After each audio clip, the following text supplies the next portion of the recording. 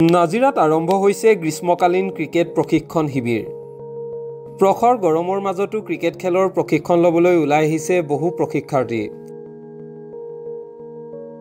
July মাহ আৰম্ভ হোৱাৰ লগে লগে ৰাজ্যৰ ভিন্ন প্ৰান্তত বিভিন্ন বিষয়ক লৈ কৰ্মশালা, প্ৰশিক্ষণ শিবিৰ আদি আৰম্ভ হৈছে। বিভিন্ন সামাজিক অনুষ্ঠান বা ব্যক্তিৰ নেতৃত্বত বিভিন্ন শিক্ষা, সাহিত্য, সাংস্কৃতিক, ক্ৰীড়া আদি বিষয়সমূহত কৰ্মশালা প্ৰদান কৰা দেখা গৈছে। ইয়াৰ সমান্তৰালভাৱে শিৱসাগৰ জিলাৰ নাজিৰাত বিশেষ পৰিৱেশে বিৰাজ কৰিছে।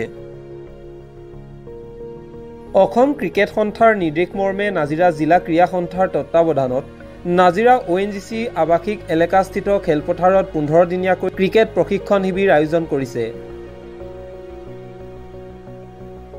বিদ্যালয়সমূহৰ গৰম বন্ধ হৈ থকা সময়ত যাতে ইচ্ছুক প্ৰশিক্ষাৰ্থীসকলে ক্ৰিকেটৰ উপযুক্ত প্ৰশিক্ষণ ল'ব পাৰে, সেই উদ্দেশ্যে এই পদক্ষেপ গ্ৰহণ কৰিছে।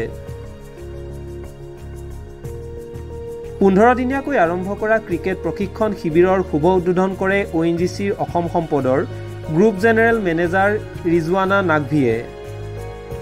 প্ৰশিক্ষণ শিবিৰ শুভ উদ্বোধন কৰিয়ে প্ৰশিক্ষাৰ্থীসকলক উদ্দেশ্যি শুভেচ্ছামূলক বক্তৃতা প্ৰদান কৰে বিষয়াজনে। সমান্তৰালভাৱে অনুষ্ঠানত অসম ক্ৰিকেট সন্থাৰ প্ৰাক্তন সভাপতি ৰমেন দত্তকে ধৰি বহুকেইজন বিষয়া উপস্থিত থাকে। প্ৰায় শতাধিক প্ৰশিক্ষাৰ্থীয়ে অংশগ্ৰহণ কৰিছে এই প্ৰশিক্ষণ শিবিৰত। অসম ক্ৰিকেট দলৰ প্ৰাক্তন খেলুৱৈ অৰ্লেন কোঁৱৰৰ নেতৃত্বত প্ৰশিক্ষাৰ্থীসকলক প্ৰশিক্ষণ প্ৰদান কৰা দেখা গৈছে।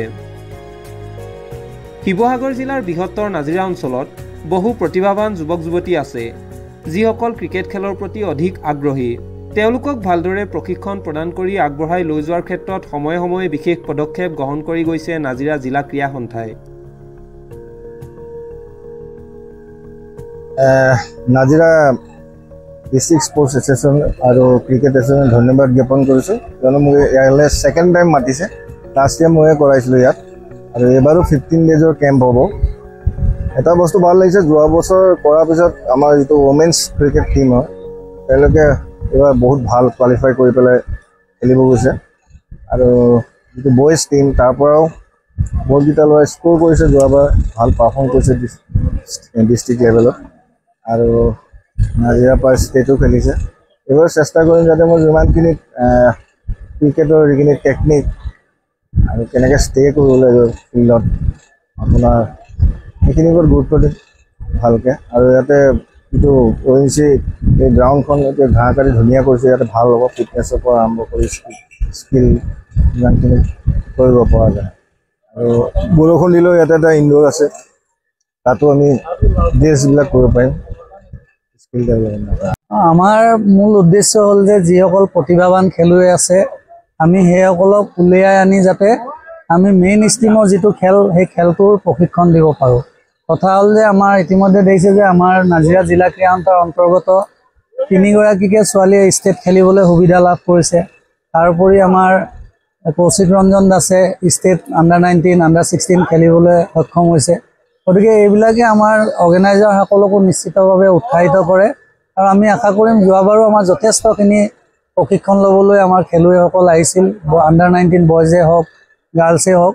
এইবাৰো আমি তেখেতলোকৰ উদ্যম দেখিছোঁ, তেখেতলোক সকলো আহিছে। আমি প্ৰায় এতিয়া দেখিছোঁ যে 70-80জন বয়জ এণ্ড গাৰ্লছ তেওঁলোকে প্ৰশিক্ষণৰ কাৰণে আহিছে। আমাৰ NCA লেভেল 2 কোচ প্ৰাক্তন ৰঞ্জী খেলুৱৈ, যোৱাবাৰো তেখেতে প্ৰশিক্ষণ দিছিল, অৰ্লেন কোঁৱৰ ডাঙৰীয়া, তেখেতে এইবাৰো তেওঁলোকক প্ৰশিক্ষণ দিব। আমি আশাবাদী যে ইয়াৰ দ্বাৰা যথেষ্টখিনি ক্ৰিকেটৰ বিষয়ে যিখিনি স্কিল, সেই স্কিলখিনি শিকিবলৈ আমাৰ উদীয়মান খেলুৱৈসকল সক্ষম হ'ব।